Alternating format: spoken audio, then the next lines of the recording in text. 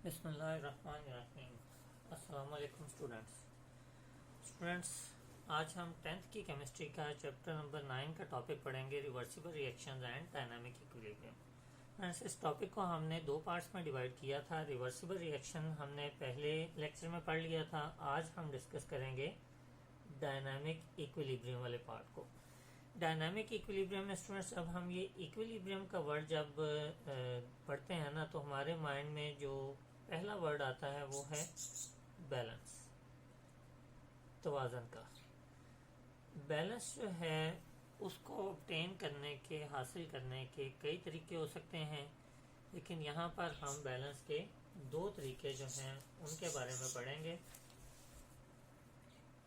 क्योंकि हम केमिस्ट्री में बैलेंस को पढ़ेंगे तो लिहाजा हम इक्विलिब्रियम के बारे में यूज़ करेंगे, केमिकल इक्विलिब्रियम।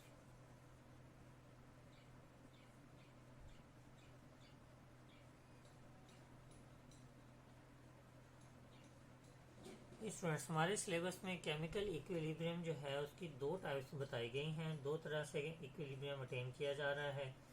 एक है हमारे पास स्टैटिक इक्विलिब्रियम, सॉरी,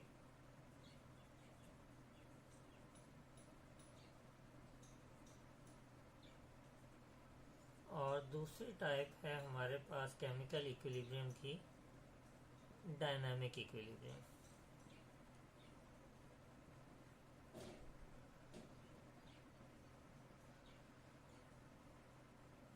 पहले हम स्टैटिक को देखते हैं कि स्टैटिक क्या होता है। स्टैटिक इक्विलिब्रियम में वर्ड स्टैटिक का अगर मीनिंग निकालें तो स्टैटिक का मीनिंग है स्टेशनरी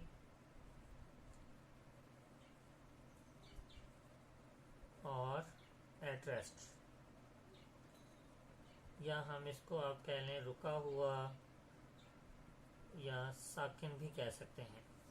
ये स्टैटिक का मतलब है। स्टैटिक इक्विलिब्रियम ऐसा इक्विलिब्रियम जिसमें रिएक्शन जो है वो रुका हुआ है। रुका हुआ है का मतलब है कि ना तो वो फॉरवर्ड डायरेक्शन में आगे की तरफ प्रोसीड कर रहा है, ना ही वो रिवर्स डायरेक्शन में प्रोसीड कर रहा है, बल्कि हमारे पास जब एक दफ़ा रिएक्टेंट से प्रोडक्ट बन गए, जब एक दफ़ा ये सारे के सारे रिएक्टेंट्स जो हैं वो प्रोडक्ट्स में चेंज हो गए और इक्विलिब्रियम इस्टेब्लिश हो गया, हम रिएक्शन रुक गया है, तो उसको हम कहेंगे कि ये स्टैटिक इक्विलिब्रियम है।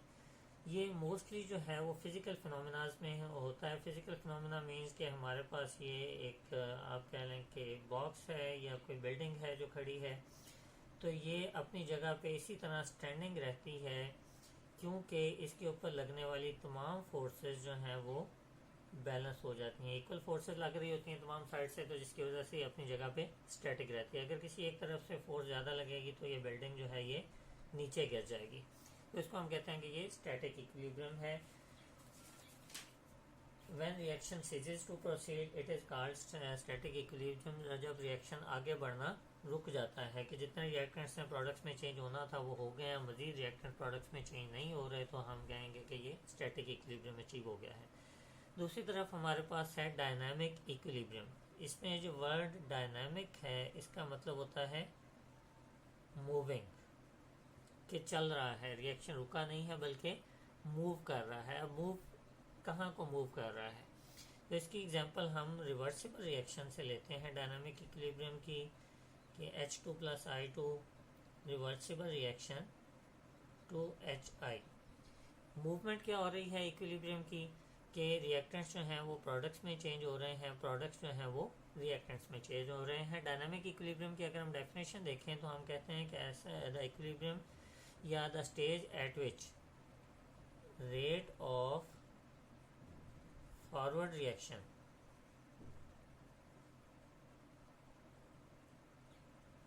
becomes equal to rate of reverse reaction, कि जब rate of forward reaction rate of reverse reaction के बराबर हो जाता है तो हम उसको कहते हैं कि ये डायनामिक इक्विलिब्रियम इस्टेब्लिश हो गया है। यहाँ पे हम एक वर्ड पे गौर करेंगे, रेट के ऊपर। स्टूडेंट्स, जब हम रेट की बात करते हैं ना, तो रेट का मतलब होता है कि जब हम दो चीज़ों को आपस में कंपेयर कर रहे होते हैं तो रेट होता है। जैसे हम बाइक की स्पीड की बात करें तो वो भी रेट ही होता है। हम स्पीड बताते हैं 60 किलोमीटर पर और, एक तरफ हम डिस्टेंस लेते हैं 60 किलोमीटर, फिर उसको कंपेयर कर रहे होते हैं टाइम के साथ पर और, 1 घंटे में, तो ये रेट है। रेट में हम दो चीज़ों को आपस में कंपेयर कर रहे होते हैं। तो यहाँ पे जब रेट ऑफ फॉरवर्ड रिएक्शन बराबर हो जाता है रेट ऑफ रिवर्स रिएक्शन के, तो इसको हम कहते हैं कि ये इक्विलिब्रियम एस्टेब्लिश हो गया है। यहाँ पे स्टूडेंट्स ये ज़रूरी नहीं है कि रिएक्टेंट्स और प्रोडक्ट्स की मिकदार बराबर हो जाएगी। इक्विलिब्रियम इस वक्त भी इस्टेब्लिश हो सकता है जब हमारे पास रिएक्टेंट में 5 मॉलिक्यूल होंगे और प्रोडक्ट्स में हमारे पास 10 मॉलिक्यूल होंगे, तो इनकी मिकदारें बराबर नहीं होंगी। रेट ऑफ फॉरवर्ड और रिवर्स रिएक्शन के बराबर होने का मतलब है कि जब ये स्टेज ऑब्टेन हो गई ना, अब क्या है कि यहाँ से एक मॉलिक्यूल जो है वो प्रोडक्ट्स में चेंज हो रहा है और वहाँ से एक ही मॉलिक्यूल जो है वो वापस रिएक्टेंट्स में चेंज हो रहा है। तो ये रेट है कि एक इधर से उधर जा रहा है, एक ही उधर से इधर आ रहा है। अगर हम इनकी कंसंट्रेशन देखें तो इसकी कंसंट्रेशन ज़्यादा होगी, इसकी कंसंट्रेशन बराबर होगी, लेकिन इसकी कंसंट्रेशन कम होगी, लेकिन इक्विलिब्रियम एस्टेब्लिश हो गया है क्योंकि रेट ऑफ फॉरवर्ड रिएक्शन और रेट ऑफ रिवर्स रिएक्शन ये एक दूसरे के बराबर हो गए हैं। और रेट जो है फॉरवर्ड और रिवर्स रिएक्शन का बराबर तो हो जाता है, लेकिन इन रिएक्शंस की डायरेक्शन ऑपोजिट होती है। Rate of forward reaction left to right चल रहा होता है, रेट ऑफ रिवर्स रिएक्शन जो है वो राइट टू लेफ्ट चल रहा होता है। इसको अगर हम एक ग्राफिकली रिप्रेजेंट करें इसी एग्जांपल को, हम इस तरह ग्राफ बनाते हैं। ग्राफ में हम एक्स एक्सिस पर लेंगे टाइम को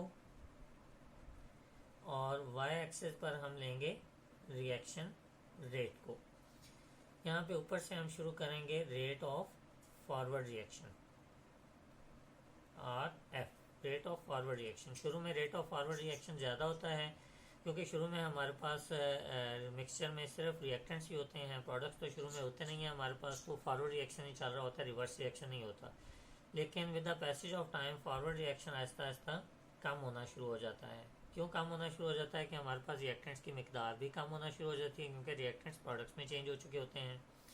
और दूसरी तरफ स्टार्ट में हमारे पास रिएक्टेंट्स जो हैं प्रोडक्ट्स जो हैं वो तो बिल्कुल भी नहीं होते, बहुत थोड़े से होते हैं क्योंकि अभी तो हमने रिएक्टेंट डाले थे, रिएक्शन को स्टार्ट किया था, तो प्रोडक्ट तो अभी बने ही नहीं थे।